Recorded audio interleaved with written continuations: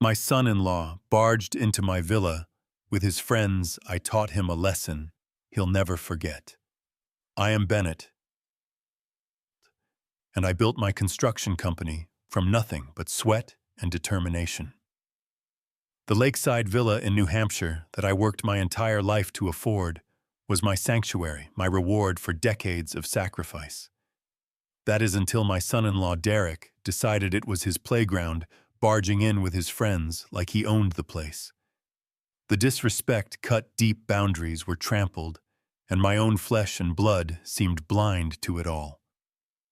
Before I tell you how I handled this situation, let me know where you are watching from, and hit that subscribe button if you have ever had to deal with entitled family members who take your kindness for weakness. My story begins in the streets of Manchester, where my father worked himself to the bone at the local factory. We never had much, but what we lacked in money, my parents made up for in work ethic. They instilled in me the belief that with enough determination, I could build something meaningful. And build I did.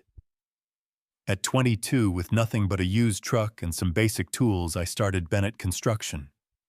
The early years were brutal. 16-hour days sleeping in my truck, between jobs and reinvesting every penny back into the business. No vacations, no luxuries, just pure, unadulterated grit. By the time I hit 30, I had a small crew and a growing reputation for quality work. That is when I met Sarah, a kindergarten teacher, with a smile that could light up the darkest room. She saw something in me beyond the calloused hands and dusty work clothes. We married within a year, and I still remember telling her, "I cannot offer you much now, but someday I will give you the life you deserve." 2 years later, our daughter Jessica came into the world. From the moment I held her, I promised myself she would never know the hardships I faced growing up. Perhaps that was my first mistake. As Bennett Construction grew, so did our comfort. We moved from our modest starter home to a nice suburban house with a yard where Jessica could play. Sarah could finally quit her second job, and we even took our first real family vacation when Jessica turned 8. The business continued to expand through the 1990s and 2000s. We specialized in high-end residential construction, and by the time Jessica was ready for college, Bennett Construction had become one of the most respected names in New Hampshire. I spared no expense for Jessica's education. She was bright and ambitious, and I wanted every door open for her. When she got accepted to an expensive private university, I did not even blink at the tuition costs. "Education is the one thing nobody can take from you," I told her as I wrote the checks each semester. It was during her junior year that she met Derek. He came from money that much was obvious from his designer clothes and casual mentions of family vacations in the Maldives. But there was something about him that nagged at me from our first meeting, a sense of entitlement that lurked beneath his polished manners. Still, Jessica was smitten, and I wanted her to be happy. They dated throughout their senior year, and 6 months after graduation, Derek proposed with a ring that I suspected his parents had helped finance. Jessica was ecstatic, and who was I to rain on her parade? When they announced they wanted a big wedding, I opened my checkbook once again. 200 guests, a 5-star venue, gourmet catering, and a honeymoon in Bali. Price tag just north of $80,000. Sarah had reservations too. "Do you think he loves her, or the idea of being connected to your success?" she asked me one night. "I hope I am wrong about him," I replied, "for her sake." After the wedding, the young couple settled into a lifestyle that seemed beyond their means. Derek had landed a job at a marketing firm, and Jessica was working in event planning, but their combined income could not possibly support the luxury apartment, the fancy restaurants, and the weekend getaways they constantly posted about on social media. Then came the first ask for help. A $20,000 loan to cover some unexpected expenses. Then another $30,000 for a down payment assistance on a house in an upscale neighborhood. I wrote the checks, telling myself it was an investment in my daughter's happiness. When Sarah was diagnosed with aggressive breast cancer in 2017, everything changed. For 2 years, our lives revolved around hospital visits, treatment schedules, and brief moments of hope crushed by devastating setbacks. Through it all, Jessica visited when she could, but Derek was conspicuously absent most of the time, always with a convenient excuse about work or prior commitments. Sarah passed away on a quiet Sunday morning in 2019. At the funeral, Derek stood by Jessica's side, appropriately solemn, but I caught him checking his watch during the service. In the fog of grief that followed, I made a decision. Life was too short and unpredictable. I would sell our family home, downsize the business to a consulting role, and finally buy the lakeside property Sarah and I had dreamed about for years. A place where I could feel close to her memory, where the water reflected the sky just like her eyes once did. The villa was not ostentatious, but it was beautiful. 3 bedrooms, a wraparound deck overlooking the lake, and floor-to-ceiling windows that brought nature indoors. I furnished it with care, including several pieces that Sarah and I had collected over the years. Her favorite vase, a hand-blown blue glass piece from our 20th anniversary trip, sat prominently on the mantel. For the first time in decades, I had time to myself. I fished in the mornings, reconnected with old friends, and began to find a semblance of peace in my new routine. Jessica visited occasionally, always with Derek in tow. It was during these visits that I began to notice more red flags. "This place must have cost a fortune," Derek remarked during their first visit, his eyes scanning the property with an appraising look. "Not as much as you might think," I replied, uncomfortable with the direction of the conversation. "Well, it is practically a family estate now," he said with a laugh that did not quite reach his eyes. "We should all enjoy it." I let the comment slide, but a seed of unease was planted. Over the next few visits, Derek took liberties that grew increasingly presumptuous. Using my boat without asking, bringing drinks from my liquor cabinet, without offering to replace them, making comments about, "When we inherit this place," that he tried to pass off as jokes. Jessica, meanwhile, seemed to be drifting further from the grounded young woman I had raised. She laughed at Derek's inappropriate comments, brushed off my discomfort, and began treating the villa as if it were already hers. The daughter who once called me every Sunday now went weeks without checking in, unless they wanted to use the lake house. I was lonely, I admit that, and perhaps that made me more vulnerable to their emotional manipulation. The implied suggestion that if I did not share my home freely, I would see even less of my only child. So I swallowed my concerns and told myself that family meant compromise. Little did I know how one-sided that compromise would become. The first real breach of trust happened about a year after I moved into the villa. Jessica called on a Tuesday afternoon. "Dad, would it be okay if Derek and I came up this weekend? We both need a break from the city." "Of course, sweetheart. I will make up the guest room and we can grill out on the deck." "Actually," she hesitated, "Derek has to work late Friday, so we would not get there until really late. Do you mind if we just use our key to let ourselves in? You do not have to wait up." I agreed, happy at the prospect of spending time with my daughter. I prepared their room, stocked the refrigerator with their favorite foods, and even bought tickets for a lake cruise I thought they might enjoy. Friday evening came and I settled in with a book, occasionally glancing at the clock. Around 11, I heard cars on the gravel driveway. Multiple cars. Curious, I looked out the window to see 3 vehicles I did not recognize, with Derek's distinctive Audi leading the procession. The front door opened to the sound of laughter and conversations. Not just Derek and Jessica, but several other voices.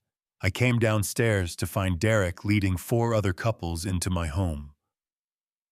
"Mr. Bennett," Derek exclaimed with exaggerated warmth. Hope you do not mind. We brought a few friends for the weekend. The more the merrier, right?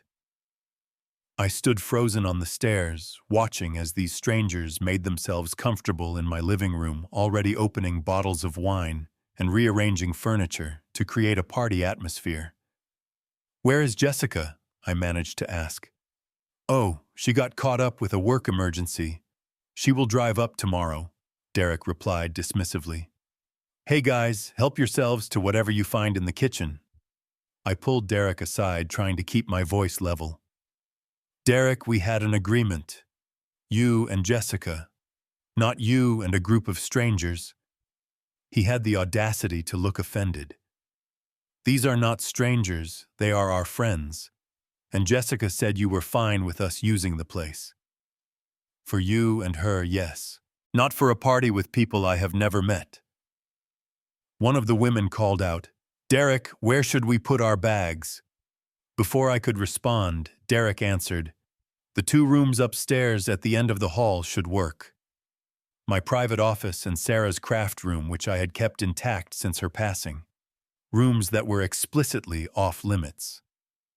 "Those rooms are not for guests," I said firmly. Derek lowered his voice, his friendly facade slipping for a moment. "Look, they have already driven all this way. Would you really make them leave at midnight? What would Jessica think if I told her you kicked out our friends?" The manipulation was obvious but effective.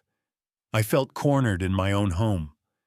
After an uncomfortable standoff, I retreated to my bedroom, lying awake, listening to the sounds of laughter and music below. The next morning, I left early to avoid the awkwardness, sending Jessica a text that we needed to talk when she arrived. She showed up late afternoon, full of apologies about the miscommunication, insisting she thought I would be happy to have their friends experience the beautiful lake. I tried to explain my feelings about boundaries and respect, but she became defensive. "Dad, you are always talking about how lonely you are up here. I thought you would enjoy having young people around." "Not without being asked first, Jessica. This is my home." "Our family home," she corrected with an emphasis that stung. Derek's half-hearted apology came later, delivered with a smile that never reached his eyes. "Sorry if there was a misunderstanding, Bennett. We just thought of this place as, you know, a family resource." I let it go, not wanting to create a rift, but insisted on clear boundaries moving forward. "If you want to bring friends, you need to ask explicitly, and my office and Sarah's room are private." They nodded in agreement, and for a while things seemed to return to normal. Jessica called more regularly, their visits became more respectful, and I allowed myself to believe the incident was an anomaly, not a pattern. I was wrong. For the next 6 months, a fragile peace settled over our relationship. Jessica called more often, their visits became less frequent, but more respectful, and I began to think that perhaps my boundaries had been understood and accepted. As spring turned to summer, I looked forward to reconnecting with my old crew from Bennett Construction. Every year since selling the business, we planned a fishing weekend, a tradition that had become sacred to me. 5 men who had worked side by side for decades, sharing stories, laughter, and the simple pleasure of a line in the water. I spent weeks preparing, servicing the boat, researching the best fishing spots for the season, stocking the bar with everyone's preferred drinks, and planning meals that would remind us of our impromptu lunches on construction sites years ago. 3 days before the scheduled weekend, Jessica called. "Dad, I hate to ask this last minute, but Derek and I really need a getaway this weekend. Work has been absolutely crushing us both, and we have not had a moment to ourselves in weeks. Would it be possible to use the lake house?" My heart sank, but I answered honestly. "I am sorry, sweetheart, but I have my fishing weekend with the guys. We have been planning it for months. How about the following weekend? Instead, I will make sure the place is spotless for you." There was a pause on the line, followed by a sigh. I understand. It is just that we both already requested the time off, and changing it would be complicated. But I get it, your plans are important too. I felt the familiar twinge of guilt, but stood firm. Next weekend would work perfectly. I will even stock the refrigerator with those fancy cheeses Derek likes. That sounds great, Dad. Have fun with your friends. We ended the call on good terms, and I returned to my preparations with a clear conscience.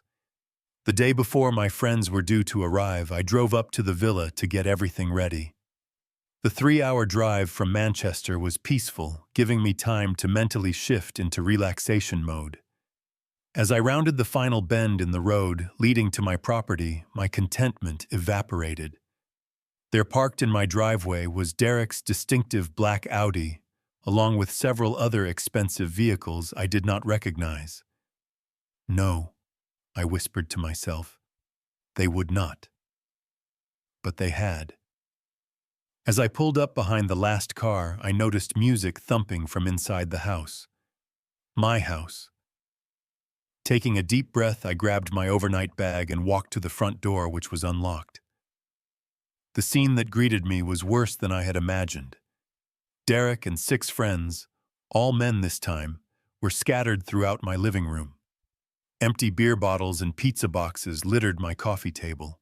Someone had moved my furniture to accommodate what appeared to be an impromptu poker game on my dining table. Derek looked up from his cards, momentarily surprised, before his face settled into an easy smile. Bennett, what are you doing here? The casual use of my first name as if we were equals, as if this were his home and I the unexpected visitor, sent a surge of anger through me that I struggled to contain. I live here, Derek. The question is, what are you doing here? Jessica and I specifically discussed that this weekend would not work because I had plans. Derek laid down his cards and stood gesturing expansively. There must have been a mix-up. Jess told me you were fine with us using the place this weekend. Said something about your fishing trip being postponed. I knew it was a lie. Jessica might have been enabling Derek's behavior, but she would not have fabricated a conversation that never happened.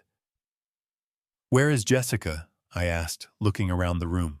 She could not make it. Big client event she could not get out of. But since we had already planned the guy's weekend, we figured why let the opportunity go to waste. One of his friends, a thin man with an expensive watch, raised his glass in my direction. Sweet place you got here, man. Derek's been telling us all about his father-in-law's mansion on the lake. I stood there feeling like a stranger in my own home. Derek, I need to speak with you privately. He followed me to the kitchen, his relaxed demeanor unchanged. Look, I know this seems like bad timing, but we have all come a long way. We will stay out of your hair. You will hardly know we are here. That is not the point. I explained to Jessica that I had plans this weekend. 5 of my oldest friends are arriving tomorrow for our annual fishing trip.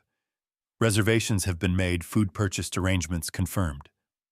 Derek shrugged. So we will all hang out together. The more the merrier, right?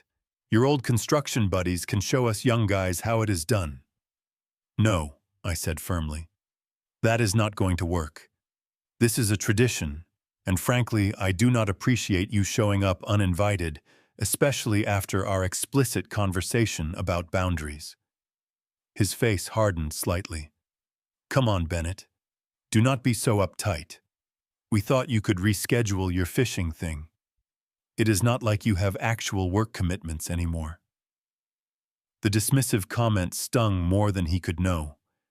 The implication that my time, my traditions, my boundaries were less important than his whims because I was retired. I need you all to leave, I said quietly. Derek's expression shifted to one of incredulous amusement. You cannot be serious. It is almost 9 at night. We have all been drinking. Where are we supposed to go? There are hotels in town. I can recommend several. This is ridiculous, Derek scoffed. Jessica is going to be pissed when she hears about this. Is that really what you want? More drama with your only daughter? And there it was. The subtle threat, the emotional manipulation that had become his specialty. I knew in that moment that if I forced the issue, it would create a rift with Jessica. Derek would spin the story, paint me as the unreasonable old man who threw them out in the night. I looked back at the living room, at these strangers making themselves comfortable in my sanctuary, at the place where Sarah's memory lived in every corner. I had never felt so powerless. I will get a hotel room for tonight, I said, finally, the words tasting bitter. But I expect this place to be empty by noon tomorrow. My friends are arriving at 2. Derek's smile returned victorious. See, that is the reasonable Bennett I know. We will be out of your hair by lunch, promise. I went upstairs to pack an overnight bag, passing a guest room, where 2 of Derek's friends were already settling in their suitcases, open on the bed, that I had bought with Sarah for our 20th anniversary. As I drove to the nearest hotel, I called Jessica. It went straight to voicemail. I left a message asking her to call me back as soon as possible, trying to keep the hurt and anger from my voice.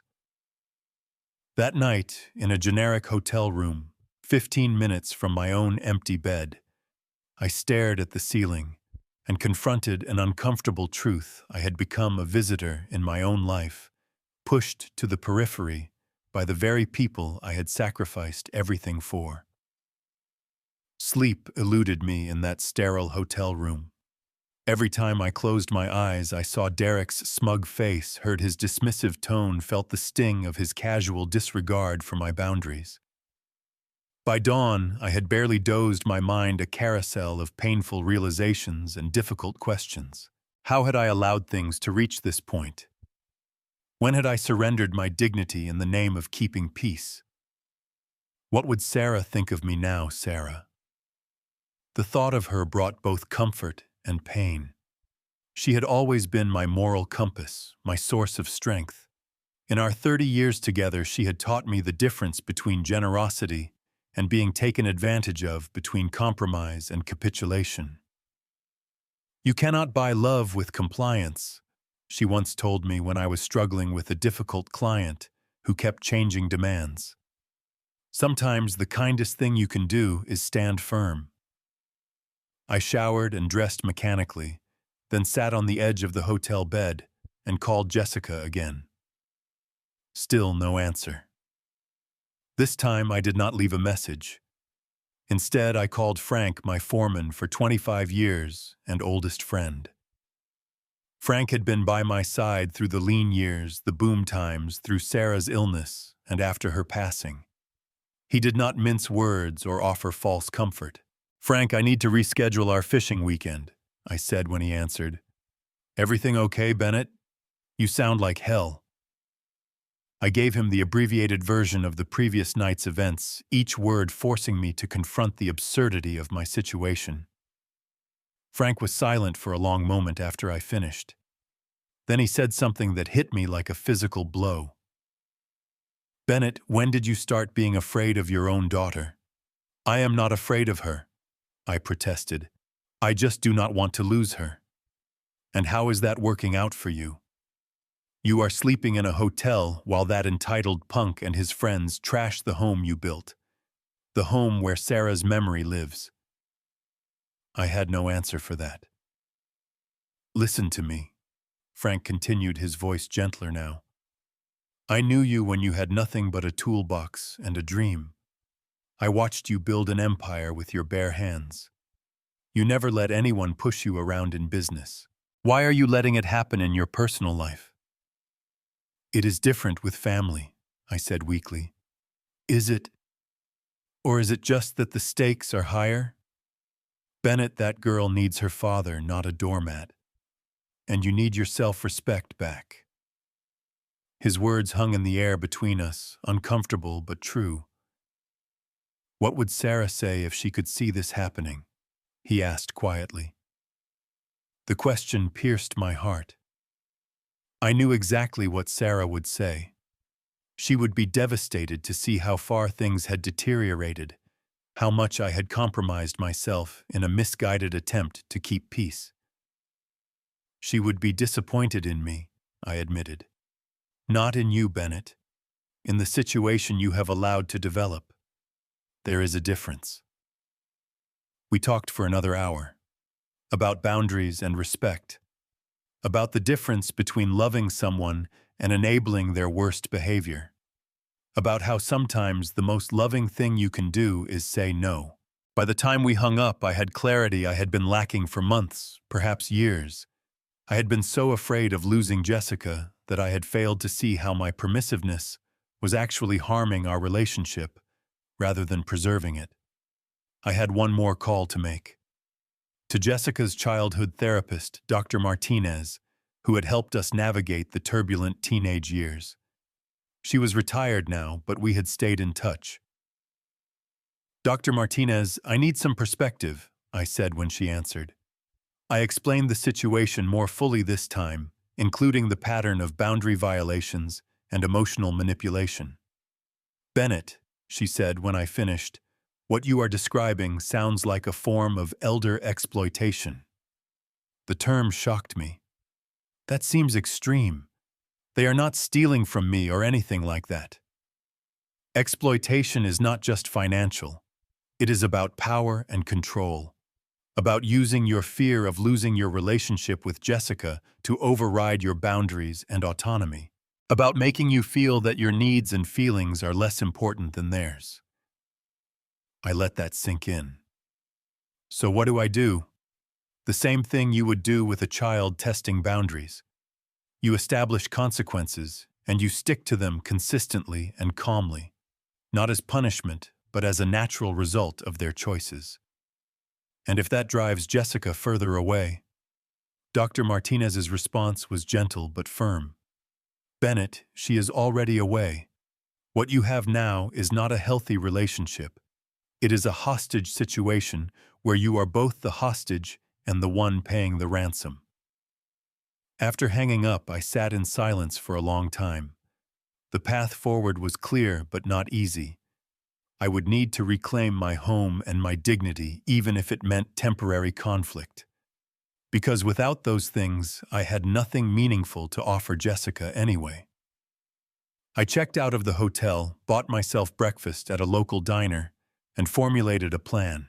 Not a confrontation, those rarely ended well, but a strategic reassertion of boundaries with clear, enforceable consequences. By the time I finished my coffee, I felt something I had not experienced in months' hope. When I returned to my villa around 10 that morning, the scene that greeted me confirmed my worst fears and strengthened my resolve. Several cars were still in the driveway, including Derek's Audi. Despite his promise to be gone by noon, it appeared that the party was still very much in progress. I paused before entering, steeling myself for what I might find inside. Taking a deep breath, I unlocked the door and stepped into my home. The destruction was worse than I had imagined. Empty bottles and cans littered every surface. Someone had spilled red wine on my cream-colored carpet, leaving a stain the size of a dinner plate. Cigarette burns marked the antique coffee table that Sarah and I had found at a New England estate sale on our 5th anniversary. But it was the silence that struck me most. No music, no conversation, no sounds of activity. Just the eerie quiet of aftermath. I moved through the living room into the kitchen, where the counters were sticky with spilled alcohol and the sink overflowed with dirty dishes. The refrigerator door stood slightly ajar, its contents picked over like vultures on a carcass. Following the sound of soft snoring, I walked back to the living room and found Derek and his friends passed out in various positions throughout the house. 2 on the sofas, one sprawled in my recliner, others presumably in the bedrooms upstairs. Derek himself was half on and half off my chaise lounge, an empty whiskey bottle on the floor beside him. Anger bubbled up inside me, hot and urgent, but I forced it down. This was not the time for an emotional confrontation. Instead, I took out my phone and began documenting the damage, systematically photographing each room, each stain, each piece of broken property. In what had been Sarah's reading nook, I found evidence of drug use. Small plastic baggies, razor blades, and residue on the small table where she used to place her teacup while losing herself in 19th century novels. I continued my inventory, stepping carefully around the sleeping intruders until I reached the mantelpiece. And there my heart stopped. Sarah's blue vase, our anniversary gift, lay in pieces on the hardwood floor. Something in me broke at the sight of those shattered blue shards. Not just anger now, but grief. Raw and fresh, as if Sarah had died all over again. That vase had been more than glass. It had been a vessel for memories, for the touch of her hands, for a moment in time when we had been perfectly happy. I must have made a sound because Derek stirred on the chaise lounge. His eyes fluttered open, red-rimmed and confused before focusing on me. "Bennett," he mumbled, struggling to sit up. "What time is it?" I did not answer immediately, trying to find words that would not release the torrent of rage threatening to overflow. "It is 10:30, I finally said, my voice tight. "You said you would be gone by noon." Derek rubbed his face, looking around at the destruction with no apparent concern. "Yeah, we will clean up. Just need some coffee first." "You will do more than clean up," I said quietly. "You will replace everything that has been damaged." He squinted at me as if trying to determine if I was serious. "Come on, old man. It is just stuff. We will tidy up before we leave." That dismissive old man was the final straw. I pointed to the broken vase on the floor. That was Sarah's. It was irreplaceable. For a brief moment, something like genuine regret flickered across Derek's face. But it was quickly replaced by his usual defensive arrogance. "Look, accidents happen. Not like she can use it anymore anyway, right?" The callousness of the statement left me breathless. Before I could respond, one of Derek's friends stumbled into the room, yawning loudly. "Morning, all," he said, seemingly oblivious to the tension. "What is for breakfast? I am starving." Derek gestured vaguely toward the kitchen. "Help yourself to whatever you can find. Bennett here is having a bit of a meltdown over some broken knickknacks." The friend looked at me, then at the broken vase, and had the decency to look uncomfortable. "Oh, sorry about that, man. Things got a little wild last night." I ignored him, focusing on Derek. "I want all of you out of my house. Now."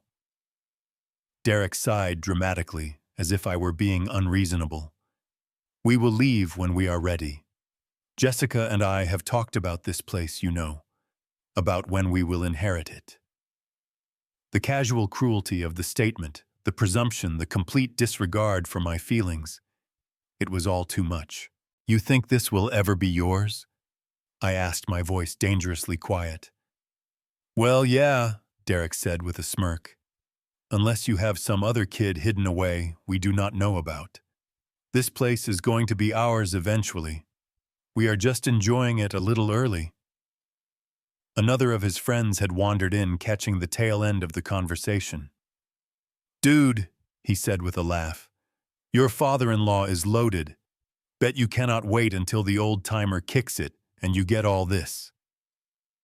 Derek did not correct him, did not defend me, just shared a knowing look with his friend that confirmed every suspicion I had harbored about his character and intentions.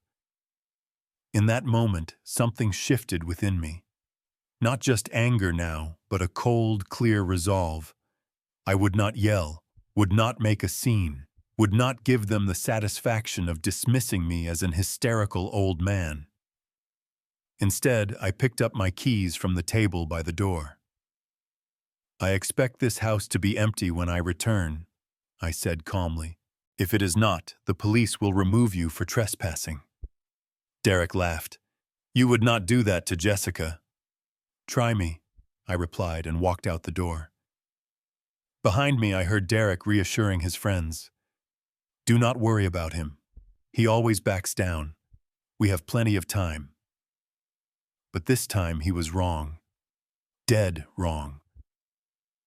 I drove away from my villa with a strange sense of calm. The decision had been made. The line had been drawn. Now it was just a matter of execution. My first stop was the law office of Martin Goldstein, who had handled my business affairs for 30 years and had become a trusted friend.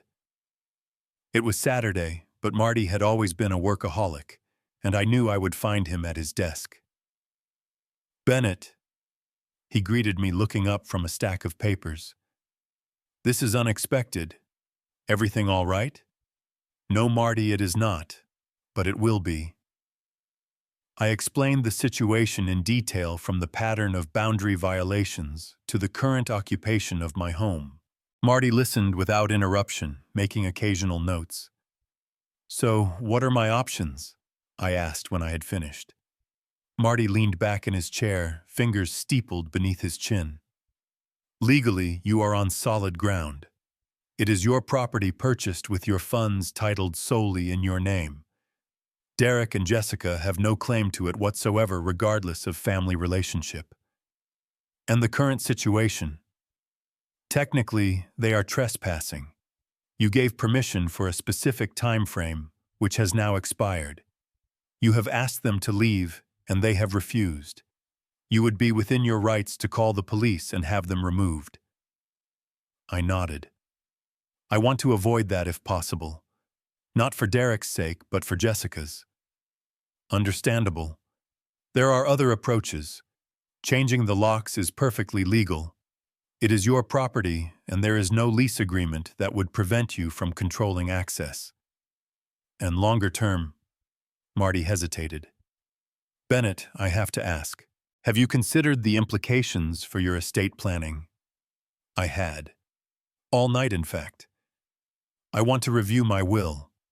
Jessica will always be provided for, but I need to protect my assets from Derek's influence.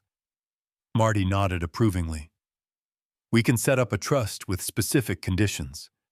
It would ensure Jessica's financial security while preventing Derek from controlling those assets. We spent the next hour discussing legal strategies. By the time I left Marty's office, I had a clear plan and the reassurance that I was acting within my rights. My next stop was Lakeside Security, a local company that specialized in home security systems. The owner, Ted Wilson, had installed systems in several of my construction projects over the years. Mr. Bennett, Ted greeted me warmly. What can I do for you today? I need a complete security upgrade for my villa. New locks and alarm system and cameras. Ted raised an eyebrow at the urgency in my voice. Any particular concerns? I gave him the abbreviated version of recent events. Ted's expression grew increasingly serious as I spoke. I can have a team there this afternoon, he said when I finished. Full perimeter coverage, smart locks that can be controlled remotely, and a monitoring service that alerts both you and local authorities in case of unauthorized entry. Perfect. And one more thing. I need a locksmith. Immediately. Ted made a call, and 20 minutes later, I was following a locksmith's van back to my property. As we approached, I was relieved to see that most of the cars were gone from the driveway. Only Derek's Audi remained. The locksmith waited in his vehicle while I went to the door. Before I could even knock, it swung open to reveal Derek, clearly agitated. "Where have you been?" he demanded. "Your crazy fishing buddies showed up and started making a scene." For a moment I was confused. Then I remembered. Frank and the others were scheduled to arrive at 2. A quick glance at my watch confirmed it was just past that time. "Where are they?" I asked. "They left. Said they would come back when things were sorted out." Whatever that means. I would need to call Frank and explain, but first I had more pressing matters to attend to. "Are all your friends gone?" Derek nodded reluctantly. "Yeah, they left. Happy Now Place is a mess, but we can come back tomorrow to clean up. That will not be necessary, I said, stepping past him into the house. You will not be coming back at all. Derek followed me, his confident swagger returning. Look, I get that you are upset about the vase thing. We will replace it. It was irreplaceable, I repeated, surveying the destruction that somehow looked even worse in full daylight. But this is about more than the vase. This is about respect, Derek, something you clearly lack. I turned to face him directly. I have a locksmith outside. He is going to change every lock in this house. You will not be given a key. Derek's expression shifted from dismissive to incredulous. You cannot be serious. What about Jessica? Jessica and I will discuss arrangements for her visits, without you. His face darkened. This is bullshit. You cannot keep me out of family property. This is not family property. It is my property, purchased with my money in my name only. Jessica is going to lose it when she hears about this. Derek threatened, pulling out his phone. I am calling her right now. Go ahead, I replied calmly. In fact, I insist. Something in my tone must have given him pause because he hesitated before dialing. When Jessica answered, he immediately launched into a distorted version of events, painting himself as the victim and me as an irrational tyrant. I waited patiently, listening to his side of the conversation, noting the strategic omissions and embellishments. When he finally handed me the phone, his expression was triumphant. Dad, what is going on? Jessica's voice was tight with anger.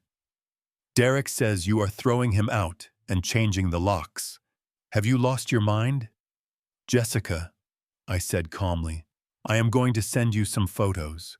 Please look at them before we continue this conversation. I held the phone away from my ear and texted her the pictures I had taken earlier.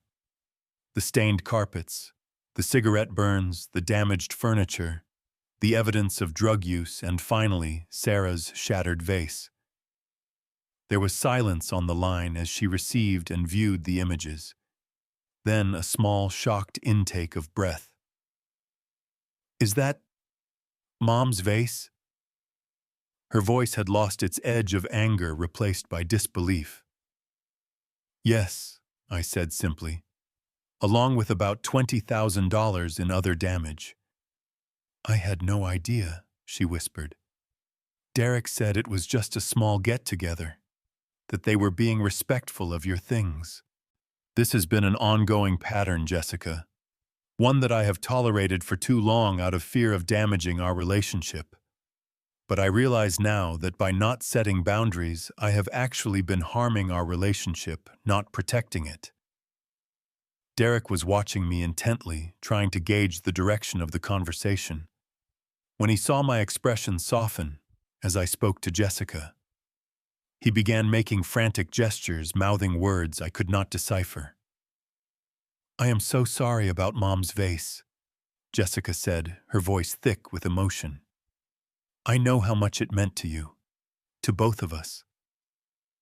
The vase is just a thing, I said, surprised to find I meant it. What concerns me more is the disrespect, the presumption, and frankly, the exploitation. Exploitation, she repeated, sounding confused. Jessica, Derek just told me that you two have discussed when you will inherit this place, as if my death is a financial opportunity you are waiting to capitalize on. We never, her voice trailed off, then returned stronger. Dad, I swear to you, we have never had any such conversation. Ever. I looked at Derek, whose face had drained of color. Are you certain about that, Jessica? Because Derek was very specific. I am absolutely certain, she said firmly. That is not something I would ever discuss, let alone look forward to. The very thought makes me sick. In that moment, I saw Derek clearly for what he was, not just entitled and disrespectful, but a liar who had been playing both of us against each other. "I believe you," I told Jessica, "and I think we need to have a longer conversation, but not over the phone. Can you meet me for dinner tomorrow night, just you and me?" "Of course," she agreed readily. "Dad, I am so sorry about all of this. About the vase, about not seeing what was happening. We will talk tomorrow," I promised. "For now, I need to deal with the situation here." After arranging a time and place to meet Jessica, I ended the call and turned back to Derek, who was already preparing his defense. "She misunderstood me," he began. "I never said—" I held up my hand to stop him. "Save it, Derek. We are done here. I want you to take your things and leave. Now." "You cannot keep me from seeing my wife," he blustered. "I have no intention of interfering in your marriage. That is between you and Jessica. But I can and will control access to my property." I walked to the front door and opened it, gesturing to the locksmith waiting patiently in his van. "You have 15 minutes to collect your belongings before he starts work. Anything left behind will be boxed up and sent to your home address." Derek looked like he wanted to argue further, but something in my expression must have told him it would be futile. With a final glare, he stomped upstairs to gather his things. While he packed, I called Frank to apologize for the disruption to our fishing weekend and to reschedule. Then I contacted a professional cleaning service that specialized in disaster restoration, arranging for them to come first thing Monday morning. Ted from Lakeside Security arrived as Derek was loading his suitcase into his Audi's trunk. I introduced the two men briefly, making it clear to Derek that the security system would be operational by nightfall. "This is not over," Derek said as he got into his car. "Jessica will not stand for this." I did not bother to respond. We both knew his influence over my daughter was waning rapidly. As his car disappeared down the driveway, I felt a weight lift from my shoulders. For the first time in years, I was taking back control of my life, my property, and most importantly, my dignity. The locksmith and security team worked efficiently, and by evening my villa had new locks, a state-of-the-art alarm system, and cameras covering every entrance. Ted walked me through the smartphone app that would allow me to monitor the property remotely and control access. That night, I slept in my own bed, in my secure home, with a peace I had not felt since Sarah's passing. Tomorrow would bring its own challenges, the difficult conversation with Jessica, the beginning of healing.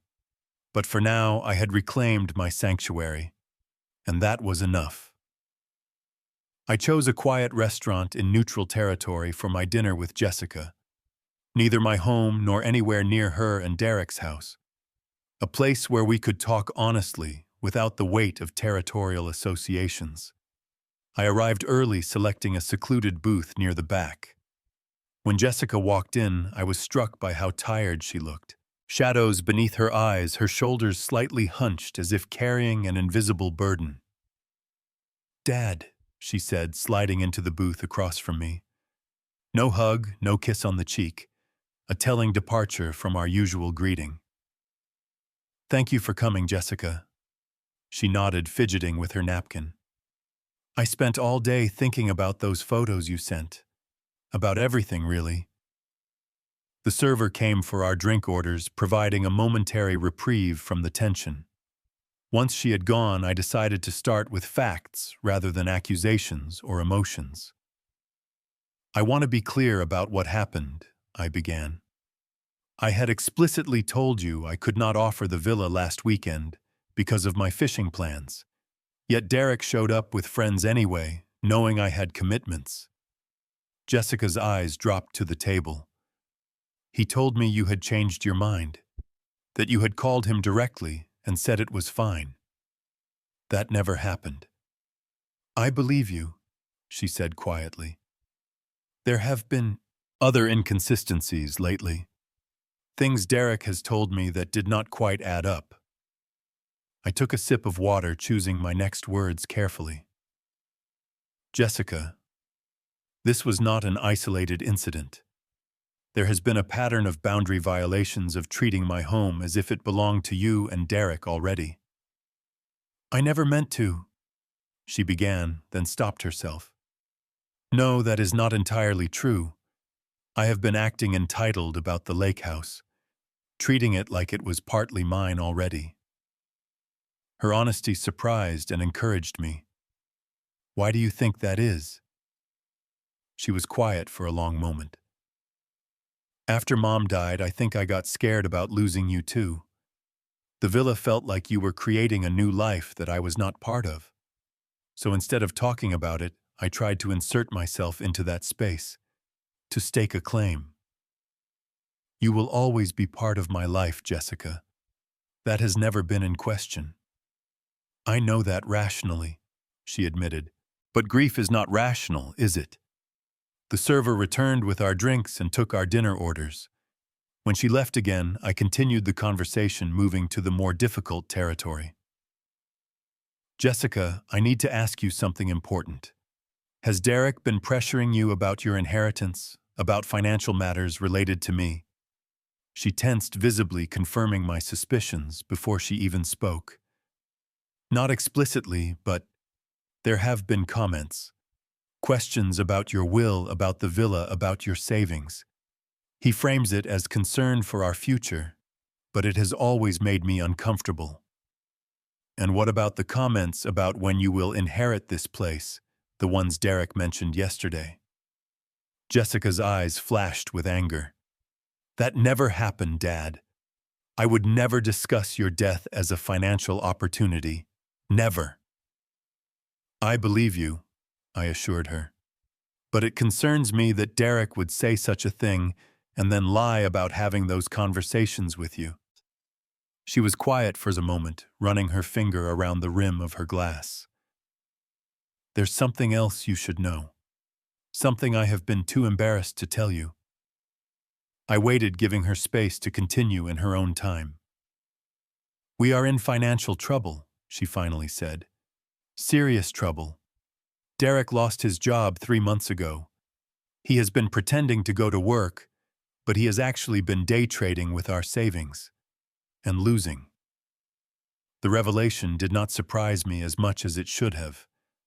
It explained the increased pressure for access to the villa, the comments about inheritance, the desperate grasp for resources that were not his. Why did not you come to me? I asked gently. Pride, I guess. And shame. I did not want you to think I had failed, that I had married someone who could not provide stability. Jessica, there is no shame in facing challenges. The shame is in how we respond to them, in whether we face them with integrity or deception. She nodded, wiping away a tear. Derek has been different lately. More aggressive, more entitled. When I confronted him about lying to me about the villa, he twisted it around, made it seem like I was being disloyal by questioning him. A familiar manipulation tactic. One I had experienced myself. That sounds like gaslighting, I said carefully. Making you doubt your own perceptions and memories. Jessica looked up sharply. That is exactly what it feels like. Like I am losing my grip on reality sometimes. Our food arrived, but neither of us had much appetite. We picked at our meals while continuing the difficult conversation. I want to be clear about something, I said. I am not trying to come between you and Derek. Your marriage is your business.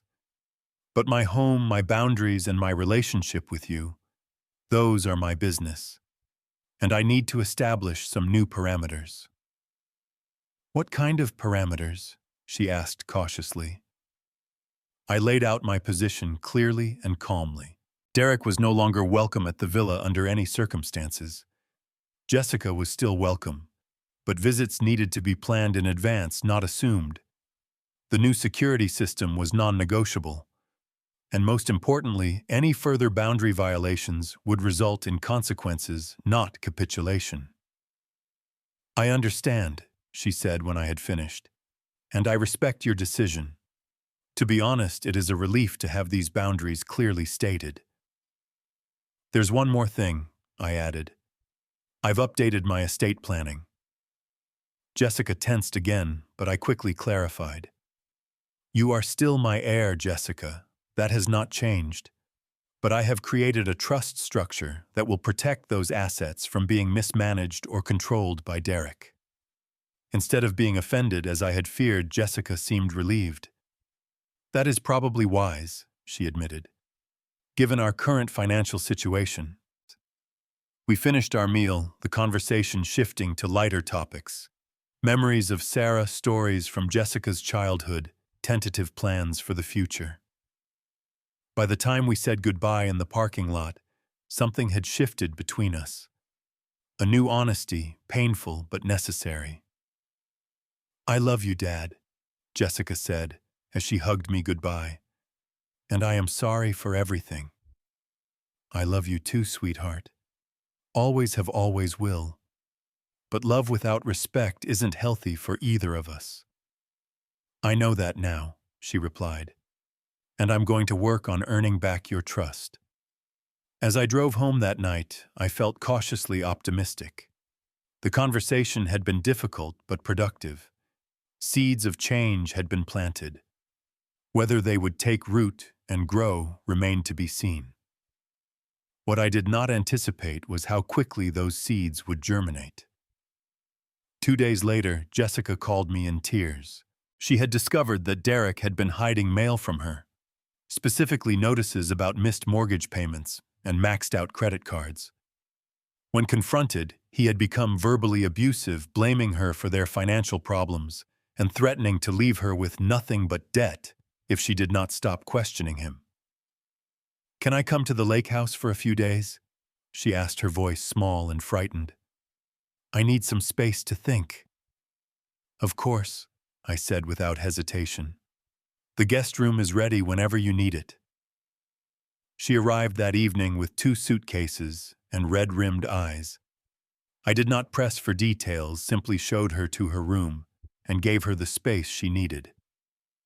Over the next few days, more of the story emerged in bits and pieces. Derek's gambling, his lies, the manipulation that had gradually isolated her from friends and family. It was a textbook case of financial and emotional abuse, though Jessica was only beginning to recognize it as such. I recommended a therapist in town, one who specialized in these issues, and Jessica agreed to make an appointment. A week turned into 2, then a month.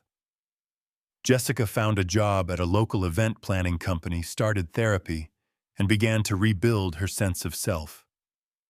Derek called constantly, at first alternating between tearful apologies and vicious accusations. Eventually, after Jessica made it clear she would only communicate through attorneys, the calls stopped. The divorce was finalized 6 months later. Derek fought it bitterly, especially the prenuptial agreement that protected Jessica's future inheritance. But in the end, with evidence of his financial misconduct, he had little leverage. Throughout this period, Jessica and I established new patterns of interaction. She stayed in the guest house on my property, but with clear boundaries and mutual respect. She paid a nominal rent, insisted on contributing to household expenses, and never assumed access to my spaces without asking. Small things perhaps, but symbolically important for both of us. One evening, as we sat on the deck watching the sunset over the lake, Jessica turned to me with an expression of quiet wonder. "You know what's strange, Dad? If you had not stood up to Derek that day, if you had kept enabling his behavior like I was, I might still be trapped in that marriage, oblivious to what was happening." "Sometimes the hardest thing and the right thing are the same," I replied.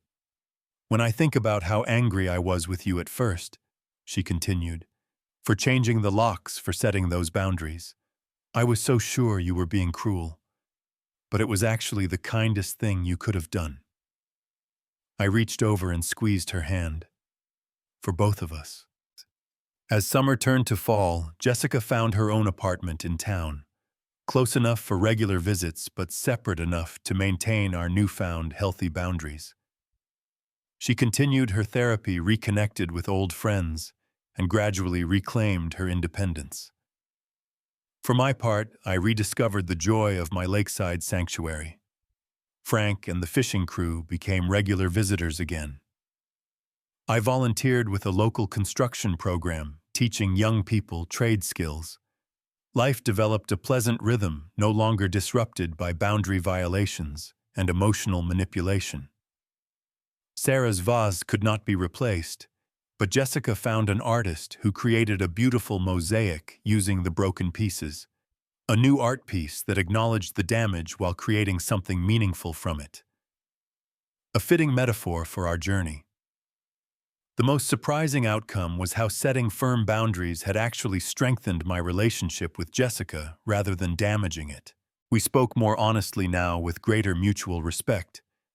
The artificial harmony maintained through my capitulation had been replaced by authentic connection grounded in truth. 1 year after the confrontation with Derek, Jessica and I sat on my deck, fishing rods cast into the still water, comfortable in each other's company. "Do you ever regret how things turned out?" I asked her. She considered the question carefully before answering. "I regret the years wasted with someone who did not truly value me. I regret the pain we all went through, but I do not regret where we ended up. This feels right. Healthy." I nodded in agreement. Sometimes we have to teach people how to treat us, and sometimes the lesson sticks, and sometimes it does not. "The important thing," Jessica added, "is that we learned our own lesson. About respect, about boundaries, about what love really means." As the sun dipped below the tree line, painting the lake in hues of gold and crimson, I felt a profound sense of gratitude for the courage to stand firm when it would have been easier to give in, for the daughter who had found her way back to herself, and for the knowledge that true family bonds are strengthened, not weakened, by healthy boundaries. Have you ever had to set difficult boundaries with family members who took your kindness for weakness? Did it strengthen your relationship in the long run, or create lasting division? Share your experiences in the comments below. And if this story resonated with you, please hit the like button and subscribe for more real-life lessons about family dignity and the courage to stand up for yourself. Remember, sometimes the greatest act of love is having the strength to say no when necessary. Thank you for listening, and may you find the perfect balance of generosity and self-respect in your own relationship.